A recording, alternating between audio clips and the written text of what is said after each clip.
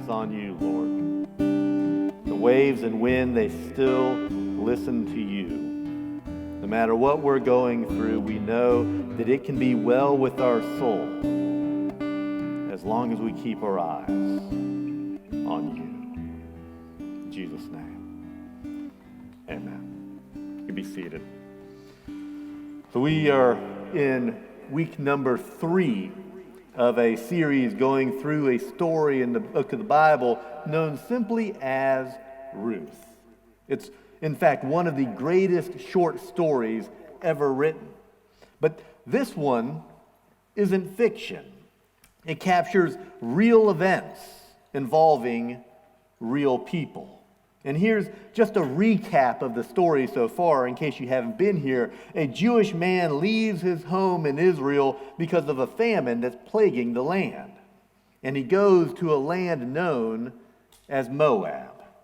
And that doesn't sound like much of a plot, but as we've learned, he never should have left his home, and he certainly should have never gone to Moab. Leaving showed a lack of faith in God, and going to Moab showed a disdain for his own country. The Jews and the Moabites weren't really all that close. In fact, they were bitter enemies. So when he gets there, he dies. Then his 2 sons marry Moabite women, and then they die. And the widowed matriarch, Naomi, along with one of her widowed daughters-in-law, a woman by the name of Ruth, journeyed back to Naomi's home in the town of Bethlehem. For Ruth, this return home with Naomi was remarkable. She was turning her back on her home. She was turning her back on her people to remain faithful to her dead husband's mother.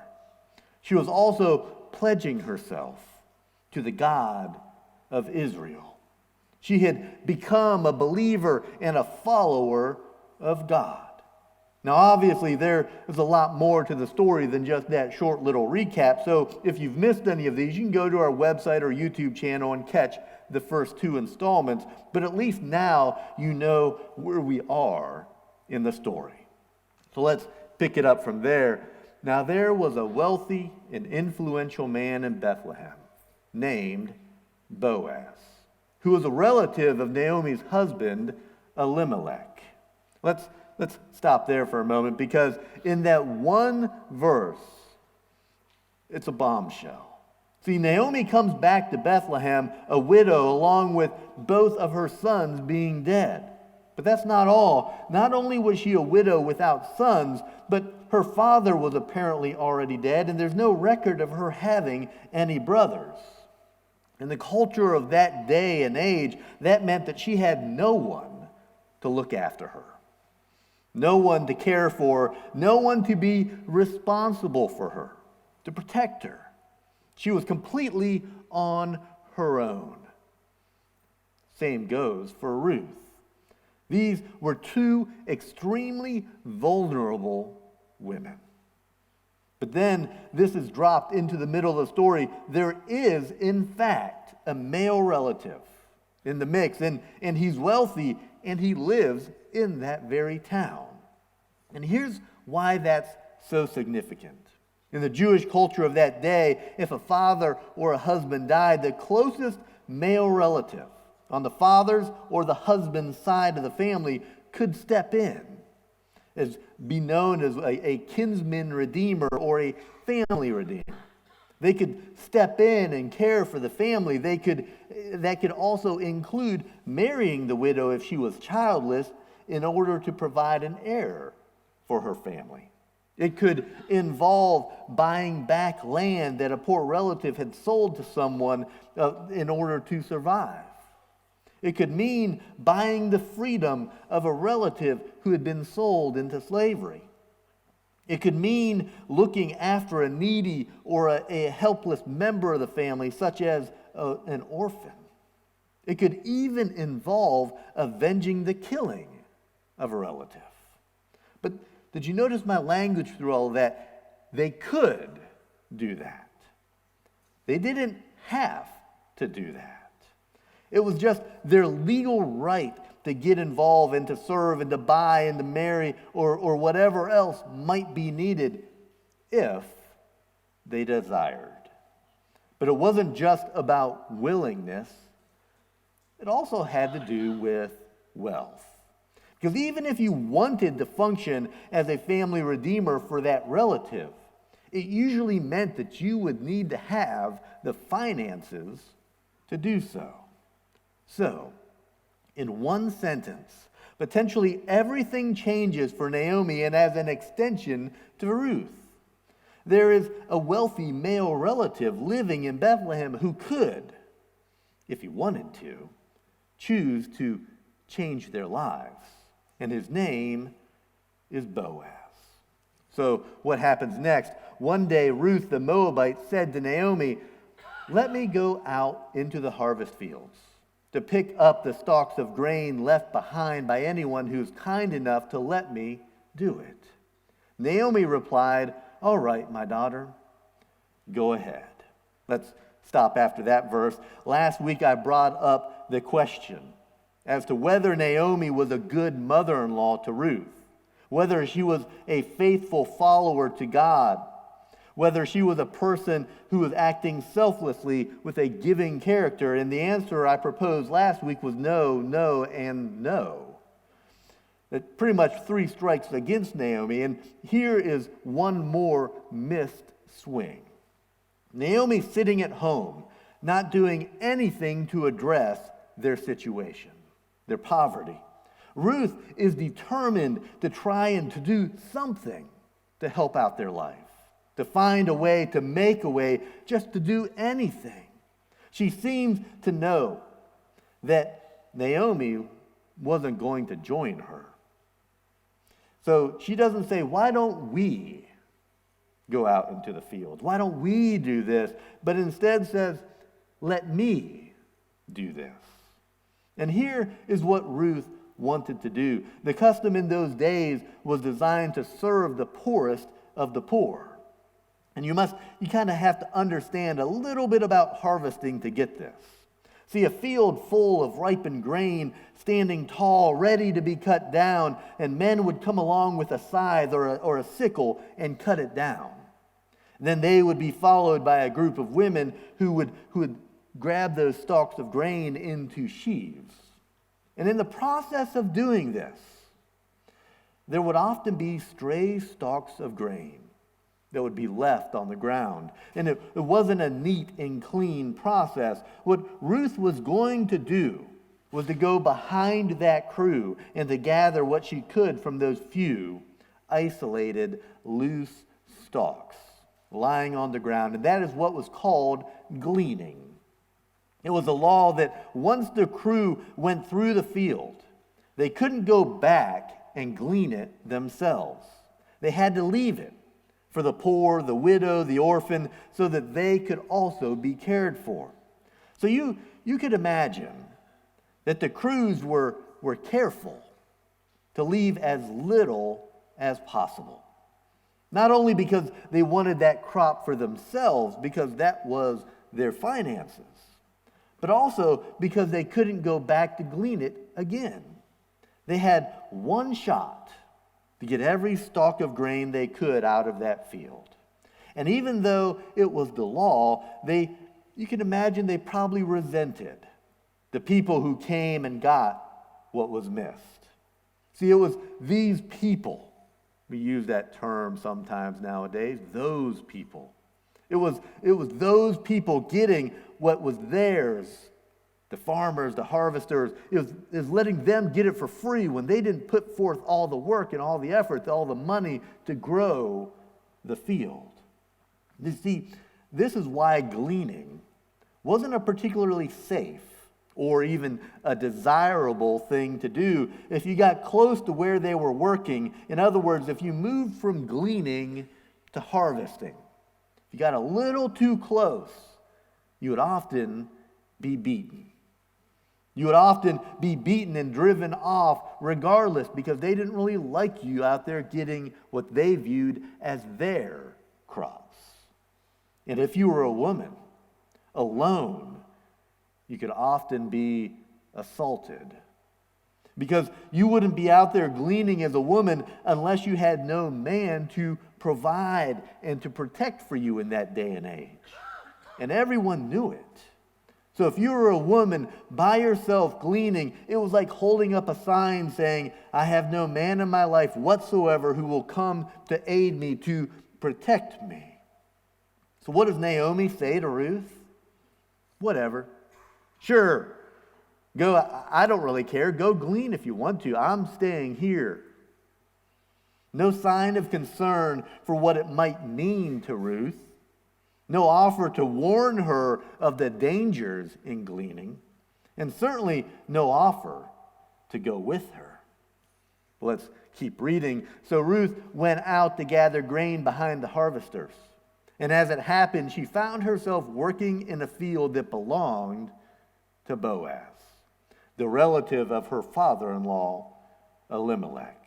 See, it's starting to get good now. The field she goes into is the field of that family redeemer. But before we move on to what happens next, because it continues to get pretty interesting, let's observe something about life here. We stepped back last week and just looked at the choices that Naomi made and the consequences that they had brought on to and into her life. And it was clear that she had missed out on one of the most important life lessons, life principles that you can ever take hold of. And she was frantically doing anything and everything to try to self-protect, to try to self-preserve, that she missed out on this one critical truth, that the safest place you can ever be is in the center of God's will. Let's step back and get another big idea from what Naomi is doing here. You have two women in dire straits. One gave into a pity party, turned inward upon herself, and as a result didn't do anything to try to improve things, to try to change things, to try to make the best of things. She sat around with a woe is me attitude, wanting everyone to feel sorry for her and to give her handouts. Now, I don't know what she was expecting, but not Ruth. Ruth wasn't expecting anything from anyone else. She was about creating something for herself on her own. She was going to get out there to try to change the way that things were going, or at least to try to make the best of a bad situation. And when she did, as we see here, and as we'll see even more as the story continues to unfold, God honors that and begins to meet her efforts with His provision. You think she ended up in a field owned by Boaz by chance? No way. God was using her faith, her spirit, her determination, her obedience, her will to bring her into the life that He wanted and that she needed. See, there's a lesson here. What is made out of life, particularly in light of the activity of God, is less about our circumstances than it is about our choices. What you do and how you think and the faith that you have in response to those circumstances is what matters. We have two reactions fleshed out here, Naomi's and Ruth's. Time and time again, when bad times come, when setbacks occur, people either react in self-pity or with resolve. A woe is me attitude or a let's make it happen attitude. They either wallow in what has happened or they begin working towards a new tomorrow. They either give in or they move on. One leaves you right where you are and even makes things worse. But the other leads you to define your circumstances and moves you into a position where God can carry you forward. See, that life that is rewarded, the life that is meant by God's activity is the life that's seeking God's will, acting and doing something to react to life's circumstances in a good and a godly way. So let's see what the choice Ruth made is going to do for her. While she was there, Boaz arrived from Bethlehem and greeted the harvesters. "The Lord be with you," he said. "The Lord bless you," the harvesters replied. Now I know I keep stopping after every verse, and you might want me to shut up so that we can get to the rest of the story, but there's something that happens here, and it's significant. It's our first introduction to Boaz and the kind of man that he is. He greets the workers with, "The Lord be with you." And they know enough about him to reply with an equally spiritual answer, "The Lord bless you."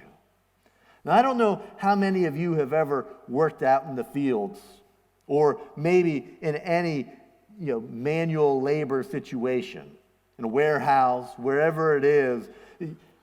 In any of those industries, we don't often greet each other in the morning with, "The Lord be with you."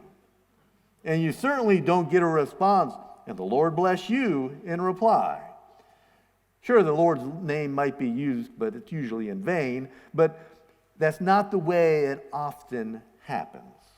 But Boaz was apparently such a deeply devout man that he greets his employers in light of his faith, and they respect him enough to do the same, which speaks volumes about his character and his integrity, his reputation in that community. Now we can keep going, and we'll do more than one verse this time. Then Boaz asked his foreman, "Who's that young woman over there? Who does she belong to?" And the foreman replied, "She is a young woman from Moab who came back with Naomi. She asked me this morning if she could gather grain behind the harvesters. She has been hard at work ever since, except for a few minutes' rest in the shelter." Here we learn some things about Ruth. First, she was probably pretty good looking. There's only two reasons for Boaz who to have noticed her and to ask specifically about her. One is that she was the only woman gleaning in the field, and that's unlikely. This is the heart of the harvest season, and there were probably many poor out there gleaning.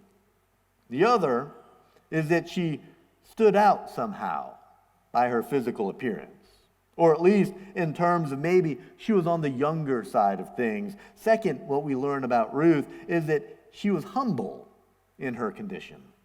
Though she had the right under the law to glean in the fields, she still asked for permission.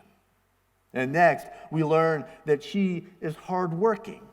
Even though the other workers commented on her work ethic and how hard she had been working, that she kept going and barely took any breaks. And Ruth didn't know Boaz was a family redeemer to her and Naomi. But Boaz knew. When he was told that this was the widow of the son of Elimelech, Boaz knew exactly who Ruth was. And this is what he does next. So Boaz said to Ruth, "My daughter, listen to me. Don't go and glean in another field, and don't go away from here. Stay here with the women who work for me. Watch the field where the men are harvesting and follow along after the women. I have told the man to not to lay a hand on you, and whenever you are thirsty, go and get a drink from the water jars the men have filled." Immediately he goes to her and calls her his daughter. And this tells us two things. One, that he immediately had a soft spot in his heart for this woman. And two, that he was most likely old enough to be her father. And then he gives her explicit instructions for her well-being. Stay in this field. Stay with the other women. Then he adds that he told the men not to harm her. or to take advantage of her in any way, and to allow her to drink from their water. These were all extraordinary things to say and to do.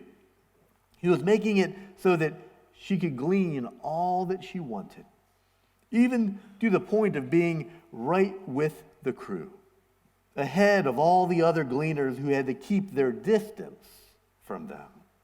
And to also help herself to the water, which is a huge issue back then. Working in the fields in the heat of the day would make you terribly thirsty. And those gleaning in the field were on their own. The time it would take for them to leave the field, to go and to find water, and then to come back would be a long period of time. So they would either just give up when they left to get water, or they would go without water physically, which you couldn't do for very long. So this was a huge gift to Ruth, and she knew it. So let's keep reading. Ruth fell at his feet and thanked him warmly. "What have I done to deserve such kindness?" she asked. "I am only a foreigner." "Yes, I know," Boaz replied, "but I also know about everything you have done for your mother-in-law since the death of your husband. I have heard how you left your father and mother and your own land to live here among complete strangers. May the Lord, the God of Israel, under whose wings you have come to take refuge, reward you fully for what you have done." "I hope I continue to please you, sir," she replied. "You have comforted me by speaking so kindly to me, even though I am not one of your workers." Here's what's interesting about this. Ruth is obviously grateful and responds accordingly. But it is Boaz who is surprising here. She says, "Why are you doing this?" Did you notice what he didn't say? What he could have said? He didn't tell her that he was the family redeemer. He didn't say that it was because he was rich and could afford to be generous. He didn't say it was because I'm a pretty good guy. He didn't say it was because she was pretty and to use it to flirt with her or to take advantage of her. He didn't lay claim to anything that might seem self-serving. He said it was all about her, and specifically how she was so faithful to Naomi and faithful to the God of Israel. It was her walk with God, her faith in God, her relationship with God that stirred his heart. And it apparently stirred others as well. Naomi comes home with a Moabite girl in tow. And all the people were seemingly talking about was this Moabite girl. And what an amazing woman she was. And Boaz essentially says, "You are known for how you serve Naomi and how you love and serve our God. So now, in honor of that, I will serve you." And then says a prayer of blessing over her. "May the Lord, the God of Israel, under whose wings you have come to take refuge, reward you fully for what you have done." But Boaz isn't done. Let's keep reading. At mealtime, Boaz said to her, "Come over here. Have some bread and dip it in the wine vinegar." When she sat down with the harvesters, he offered her some roasted grain. She ate all that she wanted and had some left over. And as she got up to glean, Boaz gave orders to his men, "Let her gather among the sheaves, and don't reprimand her. Even pull out some stalks for her from the bundles and leave them for her to pick up, and don't rebuke her." See, we see him doing all that he can to care for her.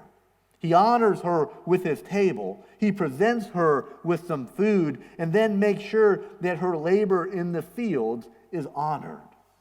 He actually tells his workers to not even worry if she's right into the harvest. And if she does keep gleaning, to make sure that they purposefully drop plenty on the ground for her to pick up. Well, let's finish this part of the story. So Ruth gathered barley there all day. And when she beat out the grain that evening, it filled an entire basket. She carried it back into town and showed it to her mother-in-law. Ruth also gave her the roasted grain that was left over from her meal. "Where did you gather all this grain today?" Naomi asked. "Where did you work? May the Lord bless the one who helped you." So Ruth told her mother-in-law about the man in whose field she had worked. She said, "The man I worked with today is named Boaz. May the Lord bless him," Naomi told her daughter-in-law. "He is showing his kindness to us as well as to your dead husband. That man is one of our closest relatives, one of our family redeemers." Then Ruth said, "What's more, Boaz even told me to come back and stay with his harvesters until the entire harvest is completed." "Good," Naomi exclaimed. "Do as he said, my daughter. Stay with his young women and right through the whole harvest. You might be harassed in other fields, but you'll be safe with him." So Ruth worked alongside the women in Boaz's fields and gathered grain with them until the end of the barley harvest. Then she continued working with them through the wheat harvest in early summer. And all the while she lived with her mother-in-law. Now there are three things to note in that as we close out this story. Number one, you have to love Naomi. She didn't care one bit about Ruth going out to glean in the fields in the start of the day. But when Ruth comes home, having connected with Boaz with a lot of proceeds, suddenly Ruth's safety is important to her. Number two, Ruth continued going into the fields of Boaz and continued to be cared for as a result. So it would have been between 2 and 3 months of gleaning in this way under the care and under the protection of Boaz. Which brings us to the third thing to note, and it's that last little line, which may seem like a little throwaway line, but let me read it to you again. "And all the while, she lived with her mother-in-law." Here's why that's worth noting. In one day, because of the way Boaz was treating her, she gleaned enough for 2 weeks' worth of food, which means a week's worth for her and a week's worth for Naomi. But she went out day after day, harvest after harvest, meaning they were probably selling from the surplus. They had more than enough for themselves, meaning Ruth didn't have to live with Naomi anymore. She was becoming financially independent. But she stayed with Naomi. She didn't take advantage of Boaz's interest and leave her mother-in-law, or take advantage of her newfound ability to provide for herself and to move out of the house and to leave Naomi all by herself. She stayed faithful and loyal to Naomi. She was just that kind of person. And that isn't the only reason why this is significant. This will be a big aspect in the plot development as we move along in the story, but that she was still living with Naomi, the two of them together, tells us that even after 2 or 3 months, Boaz had done nothing. They were both widows living on their own, but he hadn't taken any other action as the family redeemer. I'll leave you with that as a teaser for next week.